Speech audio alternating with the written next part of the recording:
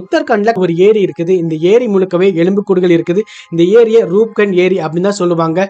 இப்போ வரைக்கும் ஒரு பெரிய மர்மமா தான் இருக்குது. இந்த ஏரியில எப்படி இந்த மனித எலும்புக்கூடுகள் வந்துச்சு? இந்த ஏரியை முதல்ல பிரிட்டிஷை சேர்ந்த ஒரு ஃபாரஸ்ட் ஆபீசர் தான் 1941 வருஷம் கண்டுபிடிச்சார். இந்த மனித எலும்புக்கூடுகள் இந்த ஏரிக்கு எப்படி வந்துச்சுன்னு பல தியரி சொல்லி இருக்காங்க.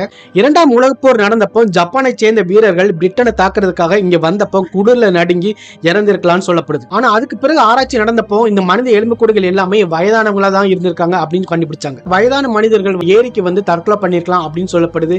ஆனா இந்த ஏரியில ஒரே இடத்துல இந்த எலும்புக்கூடுகள்லாம் இல்லாம வெவ்வேறு இடத்துல இருந்திருக்கு. 2004 வருஷம் இந்திய ஆராய்ச்சியாளர்கள் இந்த எலும்புக்கூடுகளை ஆராய்ச்சி பண்ணப்போ இந்த எலும்புக்கூடுகள் எல்லாமே கிபி 850 வருஷத்தை சேர்ந்தது அப்படின்னு கண்டுபிடிச்சாங்க. அந்த எலும்புக்கூடோட மண்டை ஓட்டுக்கு பின்னாலதான் அடிபட்டு இருந்திருக்கு அப்படின்னு கண்டுபிடிச்சாங்க. அந்த ஏரியை கிராஸ் பண்ணி போகும்போது பயங்கரமான ஆலங்கட்டி மழை பெஞ்சிருக்கும்.